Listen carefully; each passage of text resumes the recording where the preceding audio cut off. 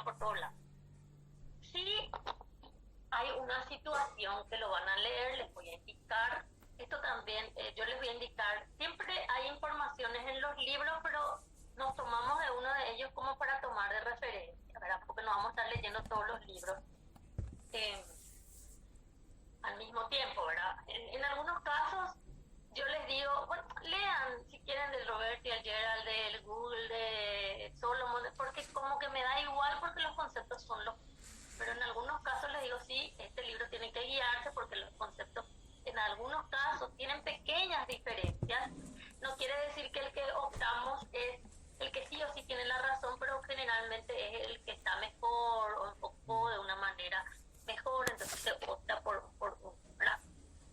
Los virus tienen la capacidad de infectar a las células, ellos necesitan de una célula.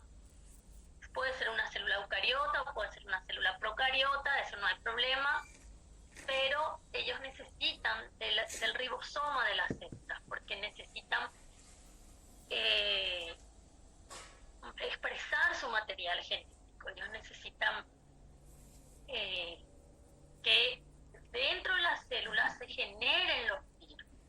Entonces le dicen, la virología le dice, vamos a llamarle ensamblaje del virus. Algunos dicen, no le podemos llamar reproducción porque ellos no son seres vivos, pero esos términos, esas discusiones no son tan tajantes que no influyen en dentro de todo lo que ustedes tienen que manejar, porque por ahí van a leer, en libros de biología les va a decir la reproducción viral. No hay drama con eso, ¿no? Por eso está todo mal, pero siempre hay otros pareceres mejor. Entonces muchas veces le dice el ensamblado viral, una forma de aclarar mejor nada más. No quiere decir que al decir reproducción toda aberrante está todo mal, ¿no? Porque sabemos los detalles que no son considerados seres vivos, pero no por eso le vamos a poner la cruz y está todo mal y ese libro no funciona. Porque son contextos en los que se hablan para ubicarnos en el escenario de qué es lo que ocurre. Lo mismo con el decir DNA cromosómico, ¿no? Por una célula eucariota, procariota. Y al decir cromosómico, ¿a qué nos referimos? Y al decir no cromosómico, ¿a qué nos referimos? Porque en una célula procariota, por concepto de ella, tienen que saber si le dice no cromosómico, se está refiriendo al plásmido. No pueden discutir, no, yo no sé si era mi otro DNA lo que me dice, porque ellos no tienen los cromosomas. Por concepto se establecen ciertas formas de denominarle independiente a las discusiones de quién va a terminar teniendo la razón o no. Eso es independiente. Bueno. Entonces, nosotros tenemos un panorama general de cómo funcionan los virus, que como les dije, es un panorama general, nada más para tener en cuenta, que sí les voy a enviar a una literatura para que ustedes lean y se guíen por eso, sin entrar en los detalles, pero básicamente suelen venir así, divididas las etapas de cómo llegan los virus a realmente cómo apoderarse de las células, ¿verdad? Entonces los virus necesitan de la maquinaria de la célula y necesitan que la célula, necesitan introducir su material genético a la célula. Vamos a mostrar un linfocito, que sea un virus que está atacando un tipo, nuestro glóbulo blanco. Entonces como que el virus tiene que como posarse en la célula blanco, la célula blanco. Hay un término también que se suele decir, le dicen célula huésped. En realidad, si nosotros nos vamos al español estricto, huésped es el que llega a un lugar, de anfitrión es el que le recibe. Nosotros vamos a ir a la Real Academia Española y buscar lo que significa para nosotros, ¿verdad?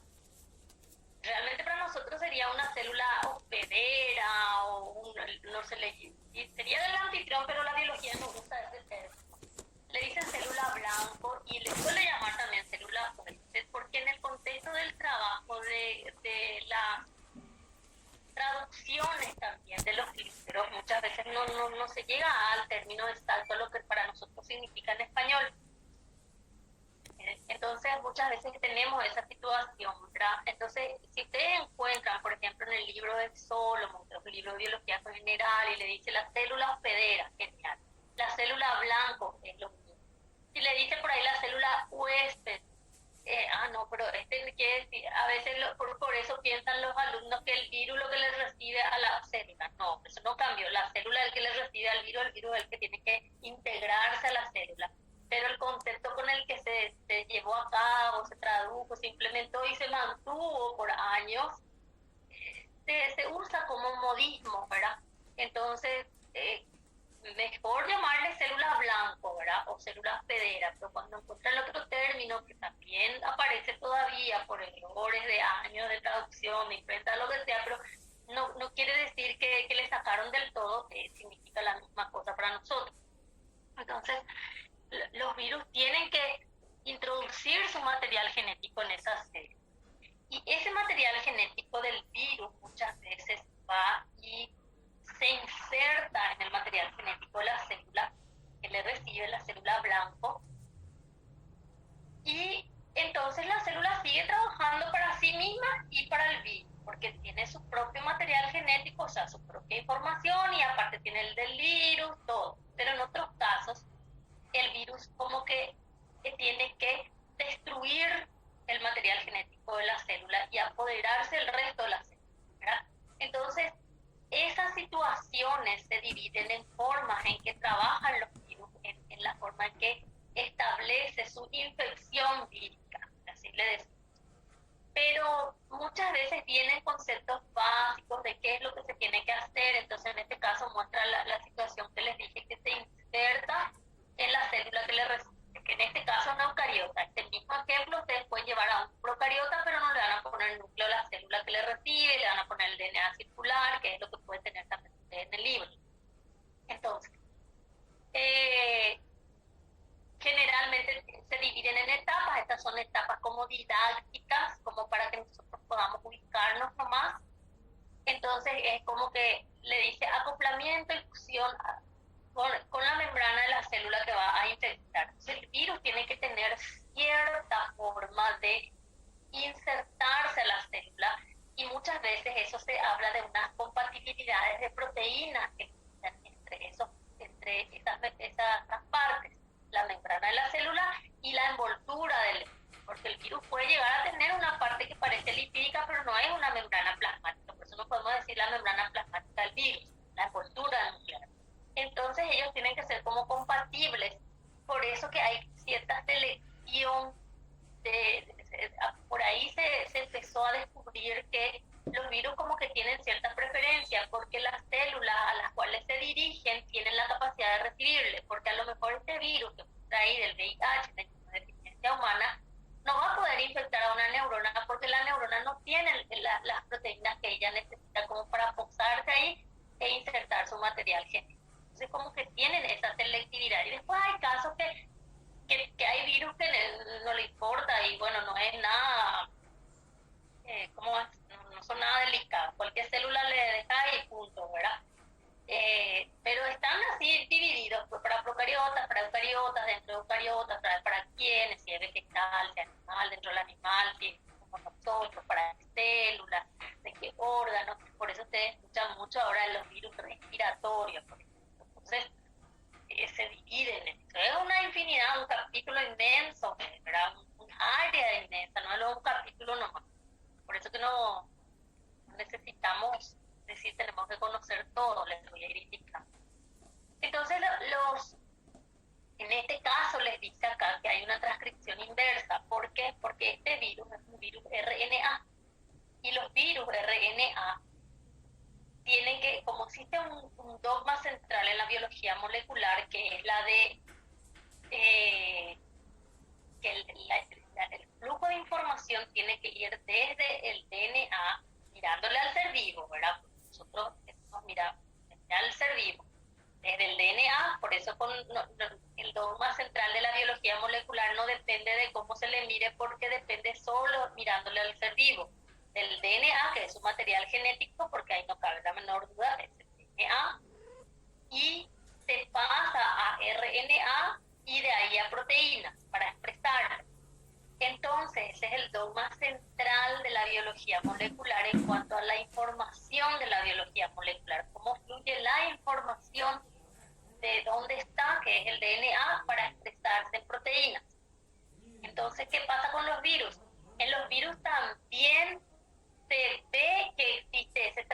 del dogma del flujo de información, pero como ellos no son seres vivos, entonces en el caso de los virus DNA coincide con los seres vivos, porque si el virus es DNA, tiene material genético DNA,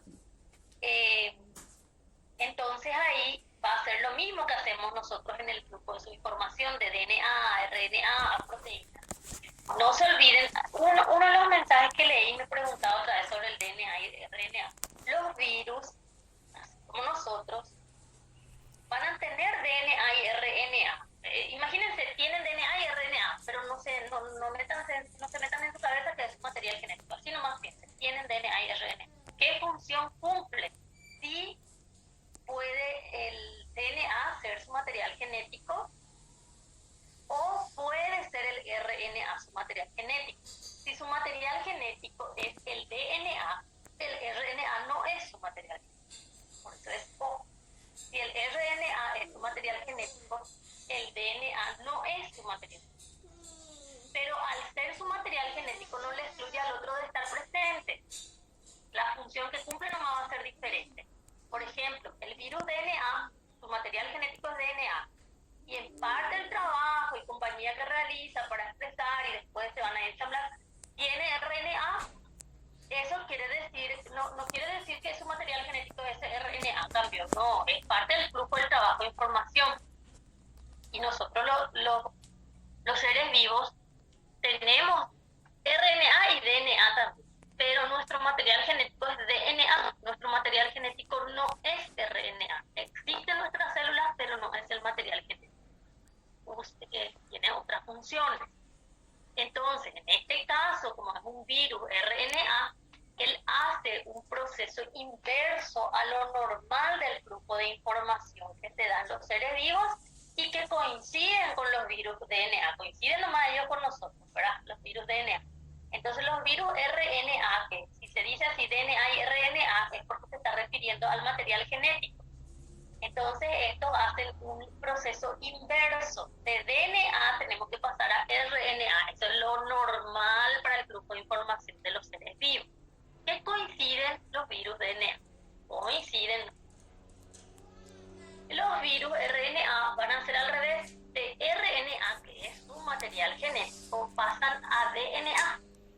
Generan un DNA, una copia de su material genético, como es el RNA mensajero para nosotros. Entonces generan una copia de su material genético. Y de ahí otra vez ellos es como que se fueron atrás para tomar impulso, por eso le dicen inversa. Ellos usan su material genético RNA y generan una copia, pero su copia no es RNA mensajero, sino que es DNA. Es una copia, no es el original, resguardan el original. Y de ese DNA, la copia nomás ya de su información genética, ahí ellos hacen lo mismo que hacemos, en el sentido de que ellos otra vez van, se insertan y de ahí van a generar RNA y ahí van a empezar a generar la traducción en proteína, estructura del virus, van a hacer lo mismo del dogma central que nosotros hacemos, pero tuvieron que hacer este proceso inverso primero. Entonces, ¿qué pasa? Ahí, en este caso, fíjense que esta imagen, que yo saqué, traje de internet nomás, él ya dice ensamblaje, pero si ustedes encuentran por ahí, acá dice reproducción del virus, no está mal, no, eso no es un crimen en biología, solo que existe un término mejor que eso, un concepto, algo mejor que eso, que no siempre se está aclarando. Nosotros que estamos dando una biología enfocado para la medicina y compañía, entramos en esos detalles. Entonces el virus se genera allí en la célula que la recibe, que en este caso es el linfocito T, bueno, y empiezan a generarse más. Cumplen su ciclo, eso depende de cada virus. Hay virus que se reproducen, se ensamblan más rápido comparados con otros. Hay virus que existen ahí. Esto puede estar acá años y no generarse más virus. Está ahí, latente y está en la célula. Solo que los virus también pueden terminar no es que en este caso no se da, sino que en este ejemplo, así en esta imagen no se muestra, pero los virus terminan también a la hora de cumplir un determinado ciclo, también destruir a la célula muerta. Algunos virus son como que más a las células hospederas, ¿verdad? Algunos virus son como que más buenitos, le dan chance, viven ahí, están un tiempo, pero otros no, como que entran y ya destruyen la célula. Entonces, depende mucho del virus que estamos hablando. Y este virus, por ejemplo, puede terminar destruyendo a estas células en algún momento. Yo no les puedo decir ahora en 5 minutos, en 2 minutos esto se autodestruirá, en 10 años, no puedo decir, depende todo del virus, ¿verdad? Este sí se mantiene bastante tiempo del VIH. Entonces, ¿qué pasa? Esta célula se puede llegar a destruir y esta célula es justamente la célula de lo que nosotros decimos nos generan las defensas. Por eso que este tipo de virus disminuye la defensa del ser vivo al que está infectando. En este caso es un ejemplo para nosotros. Entonces, ¿qué ocurre? Decimos disminuye la defensa. Entonces, como la defensa es la inmunidad, le decimos a las personas que tienen este tipo de situación, que no es solo por los virus, por otras cosas pueden venir también, pero se puede dar por estos ejemplos, le decimos son inmunodeprimidos, porque disminuye su defensa, su inmunidad. Entonces corren más peligro de que se infecten de cualquier otra cosa que puede ser que para una persona que está con una defensa normal va a pasar por alto y que para esta persona puede ser mortal. Entonces por eso que cuando ustedes estudien más y escuchan luego también el virus del VIH, que se infecta, vive tiempo, pero tienen que cuidarse porque no es que ellos sí o sí expresan la enfermedad, pero está ahí, está latente y les puede disminuir la inmunidad y les agarran otras infecciones, como por ejemplo puede ser infecciones de bacteria en la garganta o puede ser otros virus, por ejemplo la influenza, hongos. Entonces como que es más fácil que se le pegue más cosas, por decirlo así rápido, y muchas veces terminan incluso falleciendo por cuestiones que se dan de infecciones de otros casos que vinieron, no porque el virus del VIH estuvo ahí, le estuvo enfermando, manifestando cosas todo el tiempo, le disminuyó la defensa, ¿verdad? El origen es eso, pero lo que el motivo de llegar a la muerte puede ser la infección por una bacteria, por un hongo, a consecuencia de su comorbilidad, que es una depresión. Es lo que ustedes van a ir aprendiendo con el tiempo. Bueno, y este es un esquemita que también está en internet, están los libros, pero yo les voy a indicar de dónde van a estudiar. Que generalmente viene para comparar un poquito los ciclos que cumplen los virus en una célula. Esto se escribe así a grosso modo. Pueden haber pequeñas diferencias en los pareceres, pero sirve de concepto básico. Acá, por ejemplo, muestra un bacteriófago que infecta una bacteria. ¿Por qué? Porque muestra acá su material genético, está en un núcleo. En este caso muestra que va y se inserta, como el que estuvimos viendo. Entonces, como que la célula hace su vida y anexo el virus hace su vida con él. Si se reproduce la célula, se reproduce el material genético del virus, en algún momento se va a generar más virus, sigue su vida también con él, ¿verdad? Entonces, ese ciclo se suele llamar ciclo lisógeno o lisogénico. Y hay otros virus que, como les dije hace rato, de entrada es como que no da los chances, destruye el material genético en las células, se apodera de todas las células, la célula vive trabajando solo para el virus. Acá es como que anexo trabajar para mí, es la célula para el virus, pero acá es como que se apodera luego de toda la célula. Y termina después y la célula destruyéndose, sí o sí. El ciclo lítico. O sea que hay virus que cumplen un ciclo lisógeno y después pasan al ciclo lítico. Por eso que en algún momento les dije que esto puede llegar a destruirse. Hay virus que viven en lisógeno, que con posibilidad de irse al lítico, pero nunca pasan y pueden también tener las posibilidades, dependiendo del virus, de cómo se comporta, que eternamente son solamente lisógenos. Y después están los líticos.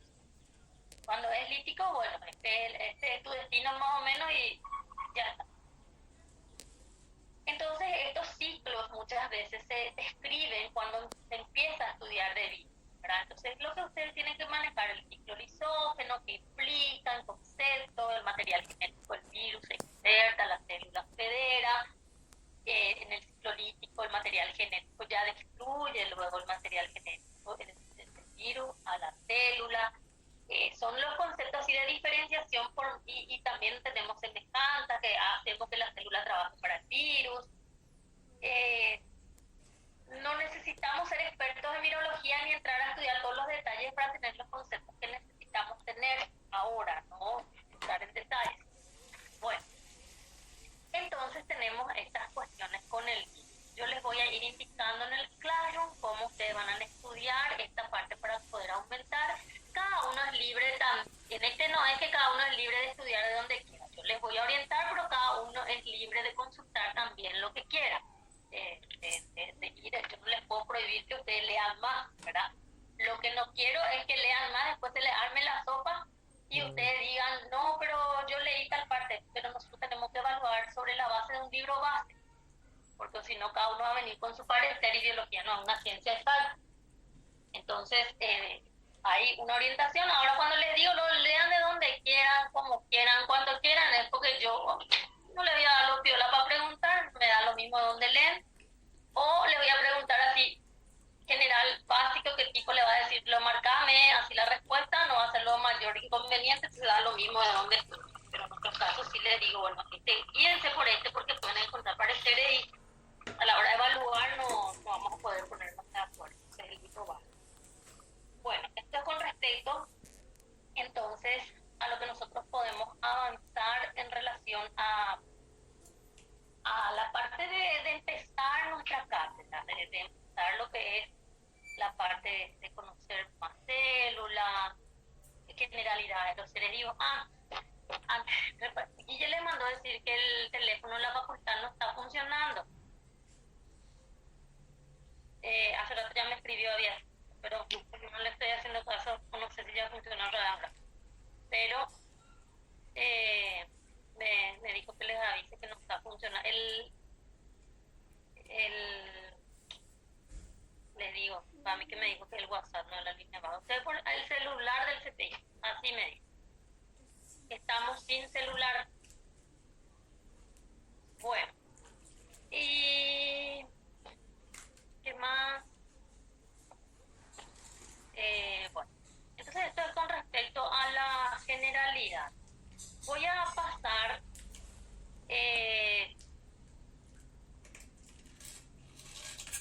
a esto, después les subo. El que tiene ya puede quedarse, como que yo generalmente adapto a lo que voy a ir mencionando nomás las diapositivas. Generalmente son las mismas, poco con nada cambio, porque yo nomás después me adapto a lo que hay. Bueno, ¿qué más?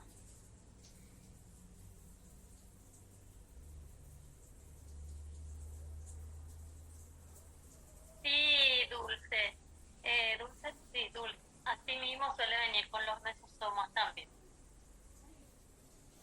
Pero entre procariotas y eucariotas sí no podés confundir. ¿Qué más? Estefanía, ya está lo del material genético, ya mencioné otra vez. No creo que ahí ya estoy. Bueno, un ratito que... Ahora entonces, lo que ustedes ya saben es que van a estudiar el capítulo 1 de Solomon, que es la introducción que ya les dejé la otra vez. Van a estudiar un poco de células, de virus, así tipo generalidades, que les voy a dejar la orientación. Y vamos a pasar ya a concentrarnos en lo que es así algo un poco más fuerte de nuestro programa, que es la parte de la composición química de los seres vivos. Entonces, en la composición química de los seres vivos se van a estudiar del libro Antonio Blanco. Sigue siendo nuestra opción. Es más, este año pensé en otro libro, miré, pero no cambié, porque realmente sigue siendo nuestra mejor opción el blanco. No es la única sigue siendo la mejor, como les digo, y entonces sigo usando el blanco. No solemos tener mayores problemas de edición. Los conceptos que se usan para biología no cambian en relación a lo que a nosotros nos interesa, a no ser que vengan y me digan, profe, en la edición tal dice que había sido la glucosa también es un aminoácido. Ahí nos agarramos todos los pelos y todo lo que estábamos diciendo estaba mal, ¿verdad? Pero los conceptos que necesitamos están todavía. Con respecto a tu pregunta, Karen Paola, si tienen el Roberti, es un libro también que pueden usar de consultas, pero ustedes no se pueden guiar de los conceptos de Roberti para nuestras partes esenciales donde usamos el Gerald Khan, porque no es nuestro libro base. Entonces, algunos leen otra vez como que para entender mejor algunos conceptos. Está el Roberti, que es el Roberti, luego, y después está otro que es como un resumen, que es el Roberti I, le digo. El Roberti lo no es grande, y si estudian otra vez el resumen medio que no funciona. Entonces, están en libertad de leerlo si quieren, pero no es nuestro libro base. O sea, yo no me comprometo a lo que después ustedes si se confunden o no, ¿verdad? Hay algún contenido que yo les digo luego. Cuando yo voy a usar el Roberti en un punto, le digo, estudien de ese, porque es muy bueno en ese. Ese trae claro. Entonces, yo les aviso. Genes, por ejemplo, hasta ahora sigue siendo mi mejor opción. Pero, así, para hablar de células, yo les voy a orientar. Virus, serían como complementos a lo que les estoy diciendo. Y la parte química de los seres vivos, que también tiene el Roberti, también tiene el Gerald, también tiene el Solomon, pero no tienen de la forma que nosotros necesitamos saber para avanzar en nuestro curso. Por eso mi mejor opción sigue siendo el blanco. Pueden leer todos los otros libros como para decir, no tengo nada que leer, voy a leer lípidos de todos los libros que encuentro. Bueno, y pueden leer, pero dudo que no tengan nada que hacer. Ni nada que leer. Siempre van a tener bastante. Ok. Entonces, yo les voy a ir orientando sobre la parte química. En la parte química, todo el año luego de nuestro curso, pero en la parte química, es muy importante que ustedes tengan presentes las orientaciones de las clases, más comparado así en relación al provecho que le puedan sacar a la clase. Porque, ¿qué pasa? El libro de blanco es un libro que es de química biológica, es un libro ya muy profundo para nuestro CPI porque es mucha química. Y yo no doy todo eso porque yo no doy química, ustedes tienen como materia química, entonces hay cosas que yo asumo que ustedes van a saber, pero yo no pregunto desde el punto de vista así, las reacciones químicas, si eso quieren saber yo les digo, no es que yo leí el redo, la reacción de este con aquel, no, porque para eso ustedes tienen química, ¿verdad? Entonces hay cosas que yo paso por alto porque sé que ustedes tienen en otra cátedra y no porque tienen ahí y digo, no van a saber preguntas. Yo voy exclusivamente a conceptos que aplicamos en biología, por eso hay cuestiones que es muy útil que ustedes se guíen muy bien de mis orientaciones a la hora de hacer la parte química de los seres vivos. Porque ¿qué pasa con el alumno que no sigue las orientaciones? Se pierde, pero abismalmente. Y se desespera porque son varios capítulos y es de mucha química. Y había sido, leyó todo eso, practicó todo eso, memorizó todo eso para nada, para que yo solamente le pida tener que saber esto y esto. Que son los clásicos porque necesito que sepan, porque seguimos después, como les dije, después vienen en capítulos posteriores, necesito que ustedes repiten. Entonces, sí, hay algunos, he visto estos tiempos unos ajustes que nosotros no lo vamos a hacer porque seguimos todavía guiándonos por el libro del blanco, entonces todavía no vamos a cambiar y vamos a empezar. Estos están en diferentes capítulos.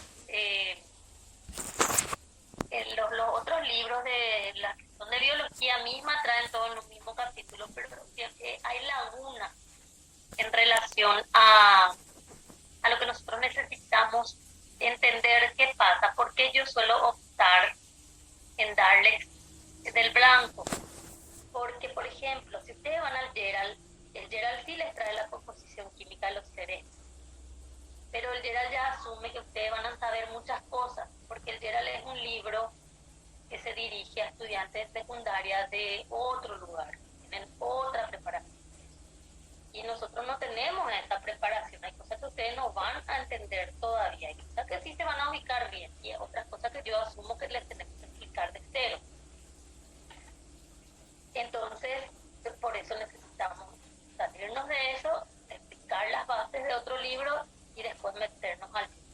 Entonces, más todavía, no sé, clases virtuales, no sé qué onda en el colegio ustedes, si, ¿cómo le llevaron? Se llevaron con él. Si leyeron, no leyeron, rindieron, no rindieron, examen grupal virtual, eso es clase. Entonces, se tiene que reportar. Yo siempre lo hicimos independiente a todos. Entonces, son varios capítulos que ustedes van a ir siguiendo el libro de blanco, guiados por la clase. Guiados por la clase en relación a esto, tengo que enfocar así, esto no. Uno de los capítulos que van a estudiar del blanco es de los bioelementos.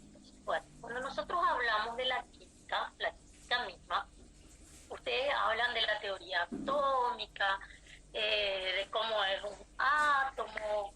Yo no sé si llegan a dar toda la historia de cómo se llegó a estos modelos, pero le pregunté al profesor si enfocar eso no, pero que como que se fue evolucionando la cuestión de llegar a entender. Primero, que la química va a estudiar a la materia, y qué es lo que es materia, y esto es lo que ocupa en un lugar en el espacio, tiene esto, tiene aquello, ¿verdad? Y por otro lado está la unidad mínima de esa materia. Y la unidad mínima y los elementos de la unidad mínima están los átomos. Entonces vamos como que atrás, buscando la génesis de todo esto, ¿verdad? Entonces tenemos esas situaciones en donde podemos entender que nosotros estamos ubicados dentro de la química y que ahí tenemos muchos elementos químicos, muchas reacciones, muchas posibilidades desde el punto de vista químico, pero que nosotros tenemos que tener en cuenta que eso se aplica también a los seres vivos, pero no todos los casos. Entonces, por eso yo lo que les hago es extraer lo que realmente usamos en biología y cómo se enfoca, porque no siempre todos los conceptos químicos sí o sí se adecuan al sistema viviente. Unos casos sí, otros casos no. Renuncio siempre. Por ejemplo, en química existe lo que se llama un catalizador. Un catalizador es el que acelera las reacciones químicas. En los sistemas vivientes, que nosotros decimos nosotros los seres vivos, por eso vamos a decir en la biología, existe también eso. Pero en la química, tu catalizador puede ser el calor. Por ejemplo, le pones fuego ahí a tu tu vaso precipitado, lo que sea que está ahí con un mecherito, y ahí se genera la reacción química, se acelera porque las moléculas ahí chocan. Toda esa historia, ¿verdad? Eso no puede hacer con el ser vivo, no podemos estar prendiendo fuego para acelerar nuestras reacciones químicas. Se aplican conceptos, pero no tal igual de una situación a otra. Se pueden relacionar, se pueden aplicar, se pueden entender del mismo concepto, pero se tienen que trabajar con la situación de cada uno. Entonces, de ahí que, como aparece en la química todas estas cuestiones de los átomos, se llegó a la teoría tal, no es la teoría atómica surge desde Dalton. Dalton dejó así como unos legados, así unos postulados, ¿verdad? Que tenía su razón, pero en un punto a Dalton le discutieron, por decirlo así, los diferentes investigadores, y bueno, demostraron que en ese punto no tenía razón. Dalton, por ejemplo, dijo que la unidad mínima del elemento, que es la materia, también es el átomo. Check. Sí, súper bien. Nadie discute hasta ahora. Dalton dijo que el átomo de un elemento no puede convertirse en el átomo de otro elemento. O sea que tenemos el de oxígeno y no porque hoy se le pega la gana, él quiere hacer hierro, hidrógeno, nitrógeno, va a cambiar. Tiene su particularidad, por eso ustedes después estudian de cómo es la identidad de un átomo en química. ¿Qué más dijo Dalton? Me acuerdo, pero no me acuerdo si tal y cual.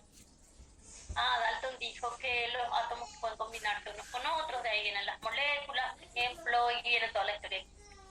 Dalton, lo que decía Dalton le discutieron fue la parte donde él dijo que el átomo es indivisible y no tiene partes, una unidad completa, cosas así. Eso le va a explicar mejor. Y ahí le discutieron, porque ahí demostraron que el átomo sí tiene sus partes, y de ahí vienen las partículas subatómicas. Y de ahí, bueno, yo digo, bueno, le discuto a Dalton y yo encontré que sí tiene partículas y bueno, le voy a poner nombre de protón, de neutrón, de electrón. Y de ahí viene y me dice, Ali, ¿y cómo vas a hacer? Como nosotros no podemos ver un átomo, podemos decir, ahí se va el átomo de oxígeno, miren, está en forma de ozono, había sido o tres, lo podemos decir, ¿verdad? Lo podemos ver. Entonces, lo que le discutieron a Dalton fue ese punto, que sí, los átomos tienen sus partes, y después lo que hicieron los investigadores siguientes es idear la estructura de un átomo. ¿Cómo hace? Bueno, el átomo, yo les digo ahora, bueno, yo descubrí que el átomo tiene protón, neutrón, electrón, y sale y me dice, Danilo me dice, ¿y cómo es dónde están todos juntos? Están todos así, es una masa y ahí se le pone como quiera, por eso que vinieron diferentes modelos. Como decirle, bueno, este es el átomo y acá pongo el protón y acá el electrón y acá se me antoja ponerle el neutrón y acá el protón, o cualquier. Se vinieron modelos. Y quedó el modelo que nosotros actualmente estudiamos, que es el modelo que dice que el átomo tiene el núcleo y que en el núcleo están los neutrones y los protones, y que alrededor del núcleo está la corteza, le llaman corteza del átomo, y que ahí están los electrones y que por eso le llaman nube electrón.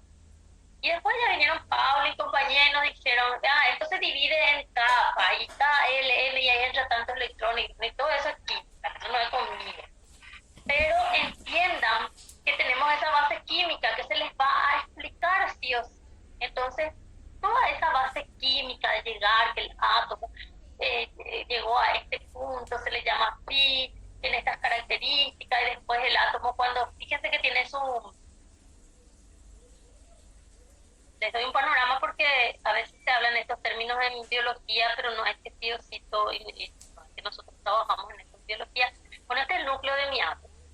Y acá está el protón y está el neutrón. Me voy a olvidar ahora del neutrón. Ahora mismo no me interesa. Y acá afuera está la nube electrónica. Y su nombre lo dice, están ahí los electrones. La identidad del átomo está en su cantidad de protones. Protones, por ejemplo, si el átomo, estoy inventando, Gloria tiene 9 protones, el átomo Lady tiene 10, entonces no son los mismos átomos. Después vienen esos isótopos, toda esa historia, ¿verdad? Pero la identidad del átomo está en la cantidad de protones. Entonces, por ejemplo, si yo tengo acá 3 protones, voy a hacer un número chico nomás para ubicarnos. 3 protones quiere decir que tengo 3 cargas positivas. Y esa es la identidad de este átomo.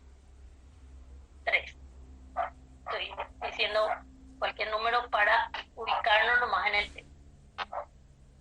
Y acá el átomo dice que está en un estado fundamental, y por concepto para ustedes el estado fundamental es neutro.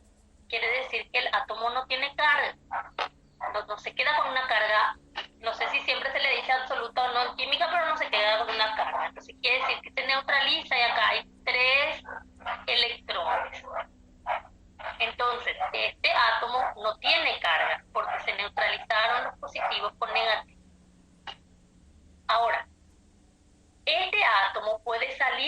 estado fundamental o neutro y pasar a ser un ion.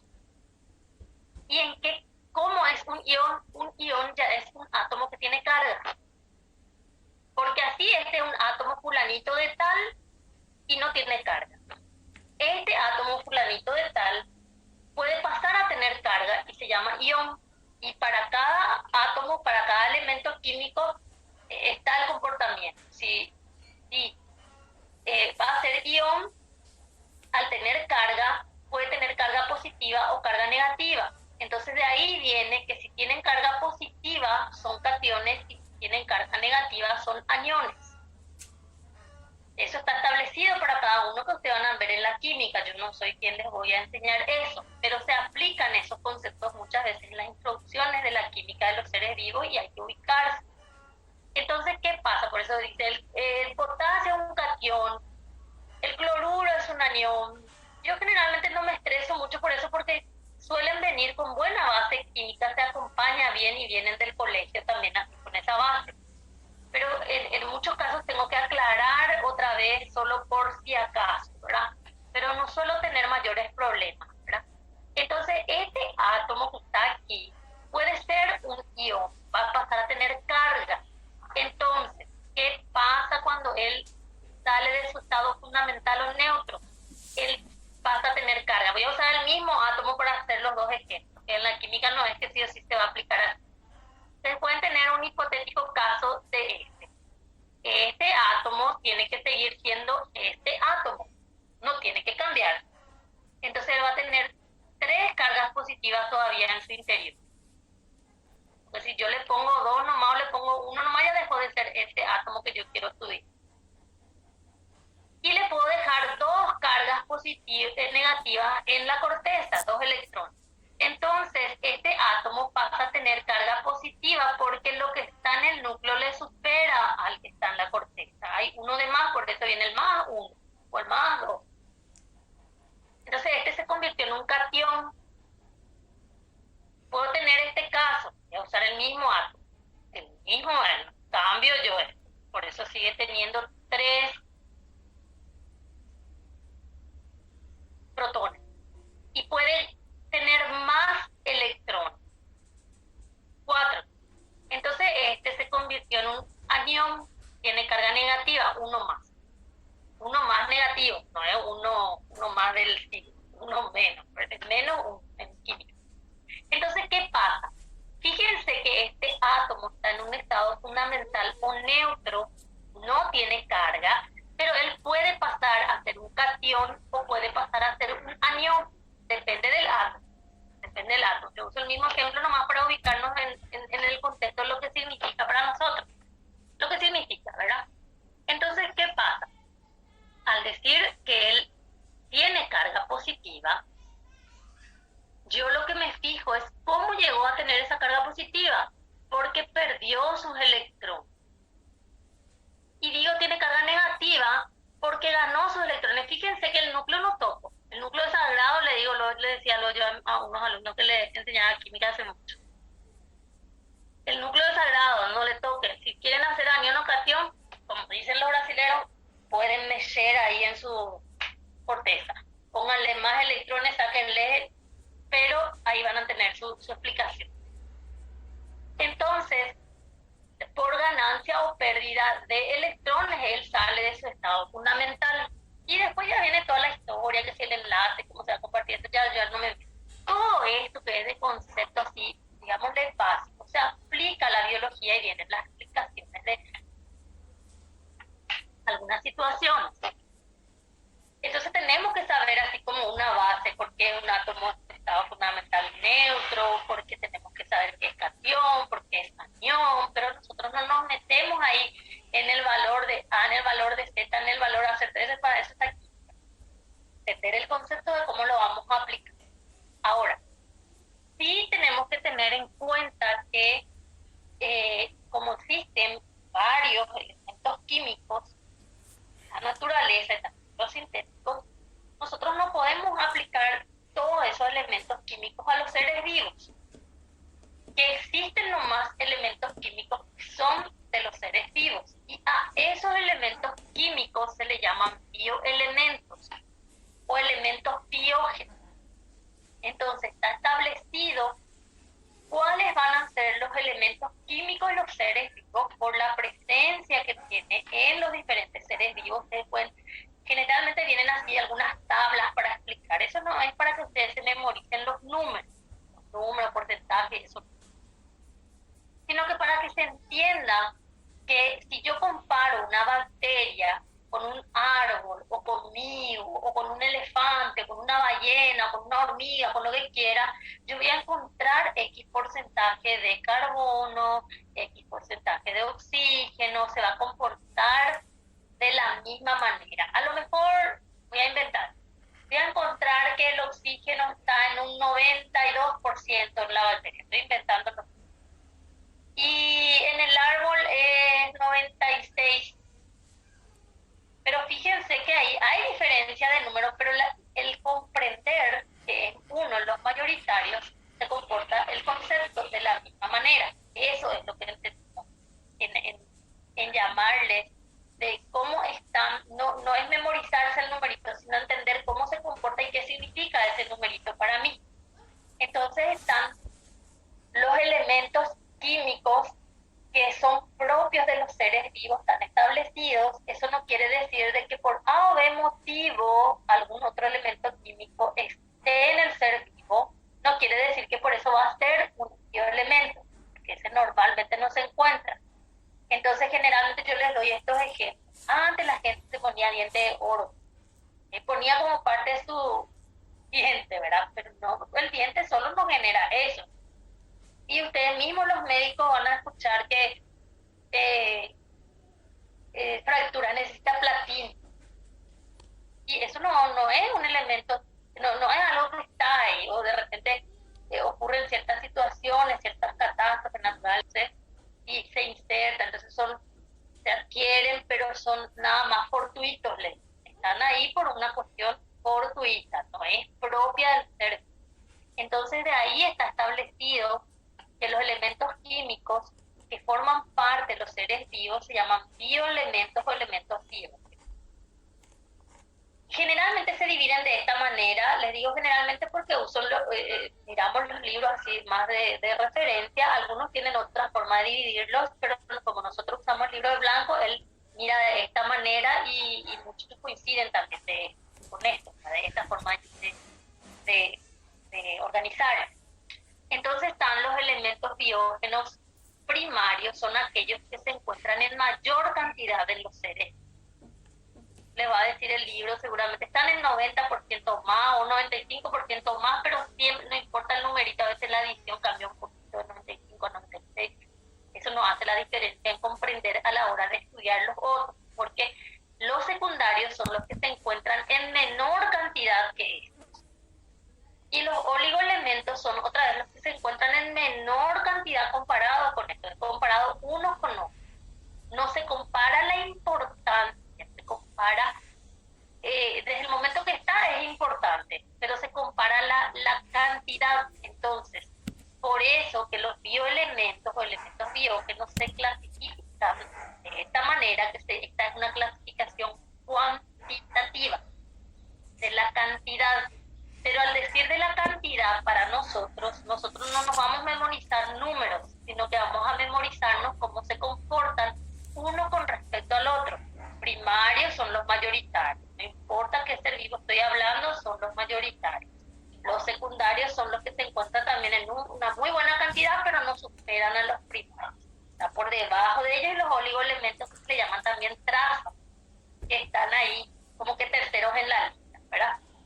Entonces, estos elementos químicos forman los compuestos, otra vez. Y de ahí vienen los compuestos orgánicos y los compuestos inorgánicos. Dentro de los compuestos inorgánicos nosotros tenemos el agua y las sales minerales. Nuestro programa estipula ir viendo todo eso también porque está en la lista. Pero yo no desarrollo agua porque se desarrolla en química, porque con pH y compañía ustedes están muy bien en química. Se va a ser repetitivo, no vamos a poder avanzar. Que para que porque en biología va a ser solo de concepto. Y los compuestos inorgánicos, que son también las sales minerales, los minerales y sus sales, ahí les cuenta qué es lo que hace el sodio, qué es lo que hace el potasio, qué es lo que hace el cloruro, qué es lo que hace el magnesio, el hierro. Les cuenta eso. Y eso ya viene por añadidura en nuestras clases. O sea, ustedes sí o sí después van a terminar aprendiendo. Por eso, cuando ustedes van al libro de Antonio Blanco y encuentran el capítulo agua, no le hagan caso, pasen por alto. No van a estudiar ese capítulo agua, que peca, el H, que no. Eso no van a estudiar para biología. Y los compuestos inorgánicos, que son las también que le acompañan las sales minerales y los minerales en sí, pueden darle una leída de lo que está ahí, ¿no? Que tarde o temprano va a venir en los conceptos que ustedes van a dar. Van a saber que el calcio forma parte de la estructura de la hidroxapatita del hueso, que del diente, van a saber que el sodio y el cloruro están ahí con la parte del transporte a través de membrana para mantener ojos. Van a saber todo, la cantidad de agua que está para ver cómo se comportan ojos, y van a estudiar sí o sí, eso va a venir, o sea, les van a dar ahora una leída, pero no hace falta que ustedes vayan a los capítulos a estudiar qué es lo que hace, porque les va a decir el calcio. Y el calcio está regulado su metabolismo por la vitamina D, que vamos a estudiar en el capítulo 38, y por eso se van a ir a estudiar el capítulo. No hace falta, no hace falta. Lo que está ahí de introducción, y agua, así que ni leanlo. Ahora ya saben, la próxima clase alguien me dice, ¿tengo que leer agua? Sí, tiene que leer agua, le tiene que decir. Yo ahora la orientación. Bueno. Y tenés que hacer todo ese ejercicio, dijo la profesora, el logaritmo y todo eso, y no va a permitir que entre con calculadora. Digan, no va a faltar quien pregunte. Bueno, y por otro lado están los compuestos orgánicos. Los compuestos orgánicos, eso sí nos vamos a ocupar. Es como que les presentamos agua, díganle chao, no es porque no sea importante, porque sí o sí, el agua es el componente más importante del ser vivo, dice ahí la profesora no, es que no doy porque no es importante, porque ya sé que ustedes dan acá el concepto que van a tener. Entonces, entran en compuestos orgánicos. Los compuestos orgánicos se dividen en diferentes grupos, pero para poder organizarlo mejor se dividen en familias o grupos más grandes. Entonces, yo les voy a citar nomás ahora. Por ejemplo, hay compuestos orgánicos que se llaman hidratos de carbono, lípidos, otros se llaman péptidos, otros se designan proteínas, otros se designan nucleótidos, otros se designan ácidos nucleicos, infinidad de formas. Pero para poder agruparlos mejor se dividen en familias, en grupos más grandes. Entonces, hasta ahora las familias siguen siendo 4, ¿no? Yo les cité 6 por ahí, dije así, vale, y pronto citando así algunos compuestos orgánicos así de como grupo, por decirlo así. Pero en relación a lo que es el contexto de agruparlos mejor, estudiarlos mejor, siguen siendo 4. Entonces, sí o sí los compuestos orgánicos de los hidratos de carbono, de quienes yo suelo empezar,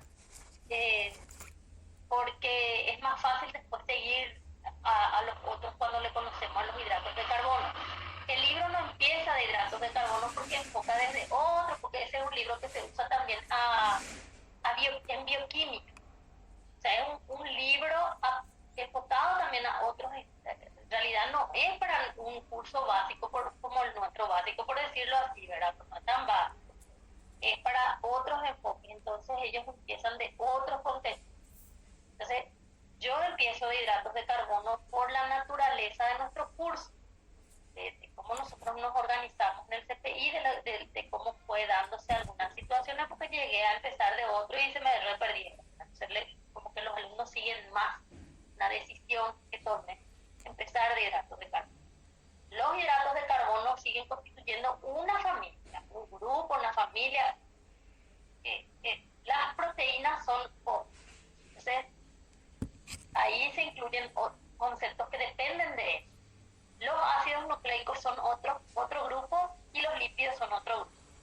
muchas veces los libros dicen hidratos de carbono, proteínas, y pone así, proteínas nomás o pone proteínas y péptidos, porque como que los péptidos están todavía bajo la sombra de las proteínas, pero ya te aclara que vamos a estudiar ahí los péptidos, no puedo estudiar el lípido, te dicen, porque existen, no puedo ponerle en lípido, no puedo ponerle en hidratos de carbono, entonces acá tengo que ubicar. Ácidos nucleicos y nucleótidos, dicen algunos, colocan así como una salvedad, y otros solo ácidos nucleicos, porque independiente a que te aclare o no proteínas y péptidos, ácidos nucleicos y nucleótidos, sí o sí uno sigue estando relacionado con el otro, en la familia o el grupo. Entonces la descripción didáctica depende mucho del libro, pero se entiende siempre las mismas bases. Y los lípidos, hidratos de carbono, ácidos nucleicos, proteínas y son los 4 grandes grupos que tenemos que conocer, y están los clásicos que sí o sí tenemos que conocer, que son innegociables, y están los otros que son negociables y otros que ni le doy lo piola. Entonces tenemos esos compuestos orgánicos e inorgánicos. Y lo que vamos a hacer ahora es mirar un poquito este cuadro, esta tabla que presenta el libro de Blanco. Y esto presenta en el humano, dice, en porcentaje, pero fíjense quiénes son los elementos biógenos primarios. Estos son indiscutibles. Estos nunca se discutieron. Hasta acá el famoso chon que le decimos, esto nunca se discutieron. Esto está siempre. El carbono, hidrógeno, oxígeno y nitrógeno. Pero estos dos siempre se discutieron porque podían estar acá. Nuestro libro base le deja acá, él considera dejarlo acá. De por ahí ustedes consultan otros libros solo porque quieren curiosear y cosas así, puede ser que le encuentren acá, pero en la hora del examen ustedes tienen que guiarse por nuestro libro base, porque yo ya le estoy encargando que este es nuestro libro base y vamos a tomar lo que él dice en este punto. Entonces ahí para eso están las clases y las orientaciones del profesor. Otra cosa que también, esto entonces como que ya se fue estableciendo, muchos ya dejaron ahí, van a coincidir, pero últimamente hay un problema, no es un problema, sino que yo creo que va a ser un problema. Últimamente el azufre, muchos están poniendo en tela de juicio, pero yo no les puedo decir cuál es la última ultra mega versión así salida del horno. Ayer nomás informó no sé quién es, Harvard, ¿verdad? No sé, porque hay unas propuestas que van a dar que hablar seguramente dentro de poco, donde estos dos salen de acá y entra el azúcar. Salen los, no es que se suma el azúcar. Entonces por eso yo les digo que mientras que nosotros no tengamos así fuentes más oficiales, o a lo mejor le encontremos ya en internet, pero no así en unos libros ya bien establecidos, con trayectoria, no le tenemos que hacer caso todavía. Seguimos guiándonos por eso, ¿verdad? Porque sí ya vi, incluso, si mal no recuerdo, visto así en un material que me pareció sí bastante confiable porque salió de un trabajo, pero no le hice más el seguimiento. No sabemos si los libros más adelante no van a cambiar, pero lo que a mí me sorprendió particularmente de lo que vi en todos estos años es que le sacan luego el calcio y el fósforo, no es que se agregan nomás el azúcar, sino que cambia luego, se le pone el azúcar y los otros dos pasaron a secundaria. Entonces no sabemos cómo va a ser más adelante, pero mientras tanto nosotros seguimos usando nuestro libro base y esto es para nosotros la guía. Tenemos hasta ahora entonces propuestos por estos 6 elementos biógenos primarios. No hace falta que se memoricen los porcentajes, porque al decir primario ustedes ya saben que es los que están en mayor cantidad comparados con los otros. Y hacen su lista: potasio, azufre, sodio, cloro, magnesio, hierro en secundario, y en oligoelementos estos que están aquí. Este más bien es para que ustedes hagan su lista, porque parece así súper sencillo, pero generalmente está ahí también en el examen, que no siempre la respuesta correcta porque es tan fácil que es, ¿verdad? Pero tienen que saber hacer su listita, quiénes son los primarios, quiénes son los secundarios y quiénes son los oligoelementos, las propuestas que tenemos, ¿verdad? No hace falta que se memoricen números, no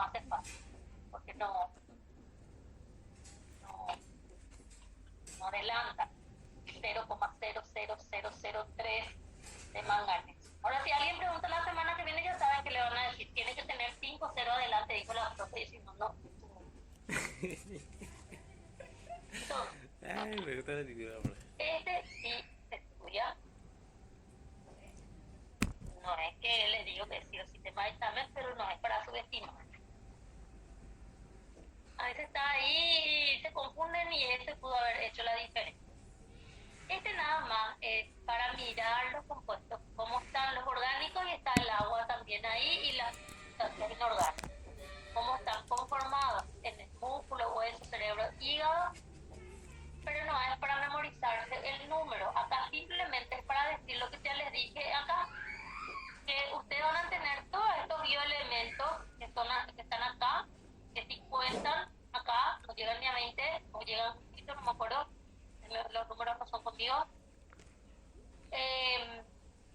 Entonces ustedes, todo esto que están en estos dos compuestos, y les dije, van a pasar por alto el agua, pero van a darle una leída a los minerales, sales, como les presente, y los compuestos orgánicos sí le van a dar importancia porque de eso nos vamos a ocupar en todo este resto de nuestras clases. Nos va a llevar un buen tiempo esta parte, va a llevar 4 clases más por ahí, si es que, pero si empezamos la y cuarta vamos a terminar en 2 clases, no tan rápido, no es para irse tan rápido, y yo no creo eso. Entonces acá tienen el agua, que sí es muy importante en esta cantidad, pero no se memoricen, y después están lo que les dije, carbohidratos, lípidos, proteínas, acá hay anexo otras sustancias orgánicas, están los ácidos nucleicos, por ejemplo, con los nucleótidos, y bueno, acá inorgánicas, los minerales y sales, el agua. ¿Qué más? Entonces tenemos estos elementos biógenos o bioeléctricos, que son muy importantes que les digo. Ok, lo que vamos a hacer la semana que viene es iniciar hidratos de carbono. Vamos a dejar aquí hoy por hoy, ya es suficiente para el primer día de clase. El segundo ya ustedes hicieron autónomo, esa es la ventaja de la virtualidad. Quisiera que sea todo autónomo, que ustedes leen nomás. Examen grupal y estudiando un día antes era así es. No es lo eso. Yo ya sé todo, yo me informo todo. Siempre estoy informada. Para que no digan que me dicen que soy chismosa, ¿verdad? Así se prepararon mis alumnos para un examen grupal, virtual. Les puse el link y les di 20 minutos. Tiré una bomba ahí para desintegrar el link. Nadie pudo rendir con el otro, porque no tuvieron ni tiempo. Entonces yo generalmente hago eso. Ya se sabe toda la mañana. Bueno, ¿qué más? Bueno, sí, los alumnos, palanca mecánica, ya sabemos todo. ¿Qué estrategia? O sea, nos fuimos especializando también. Sí, es fácil.